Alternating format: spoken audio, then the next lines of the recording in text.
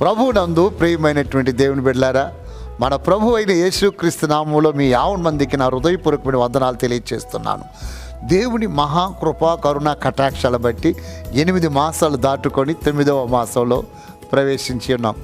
మొట్టమొదటిగా మన దేవుడు మనకు అనుగ్రహించిన ఈ క్రొత్త మాసమును బట్టి, క్రొత్త దినమును బట్టి ఆయనకు మహిమ ఘనత ప్రభావములు కలుగుడుగాక. ఈ మాసములో దేవాది దేవుడు మనకు అనుగ్రహించిన వాక్యమును అనగా యెషయా గ్రంథము 35వ అధ్యాయం 1వ వాక్యాన్ని మీరు చూచినట్లయితే, అరణ్యమును ఎండిన భూమియు సంతోషించును, అడవి ఉల్లసించి కస్తూరి పుష్పవలె పుష్పించును. నా ప్రియమైనటువంటి దేవుని బిడ్డలారా, ఈ లేఖన భాగాన్ని మీరు గమనించినట్లయితే దేవుడు తన ప్రజలతో చెబుతున్నాడు, తన ప్రజలకి వాగ్దానం ఇస్తున్నాడు, తన ప్రజలతో మాట్లాడుతున్నాడు. ఏమంటాడో తెలుసా? అరణ్యము ఎండిన భూమి సంతోషించడు. అంటే అర్థం ఏంటి?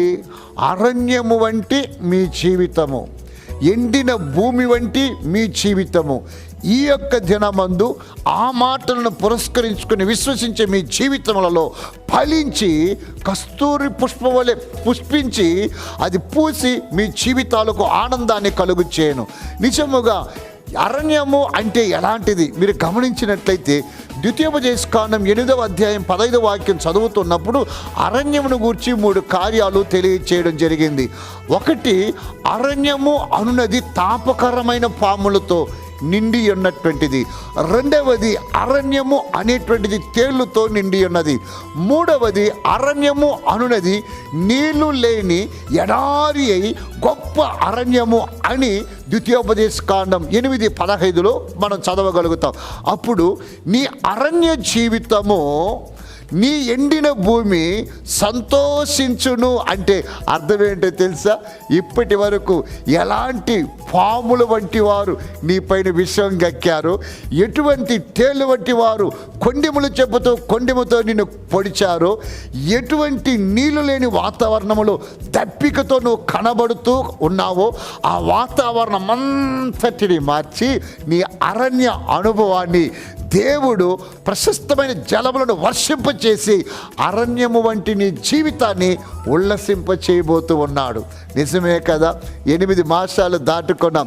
ఈ 8 మాసాలలో ఆశించినవి అందక, వాంఛించినవి దొరకక, ప్రయాసాలన్నీ కూడా నిష్ఫలమైనట్టు నీ జీవితము అరణ్యముగాను ఎండిన భూమిగాను కనబడినట్లయితే, యెషయా 35:1లో వ్రాయబడ్డట్టు నీ అరణ్యమును, నీ ఎండిన భూమిని దేవాతి దేవుడు ఫలభరితముగా మార్చి ఆశీర్వాదాలతో అలంకరిస్తూ నిన్ను సంతోషభరితునిగా చేయబోతూ ఉన్నాడు.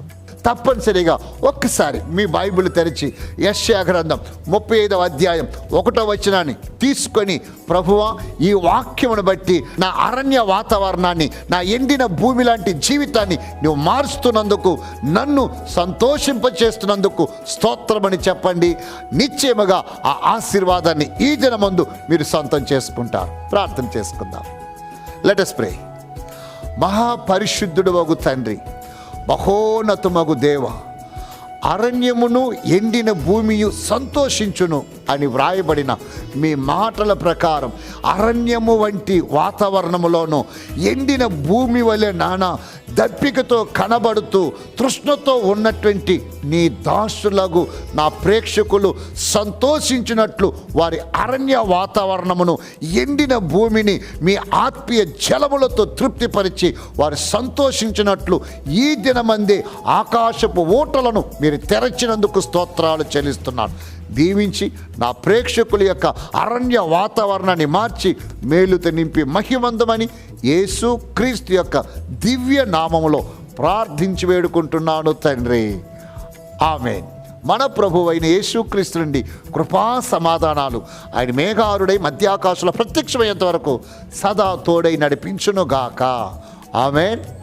ఆమేన్. God bless you all.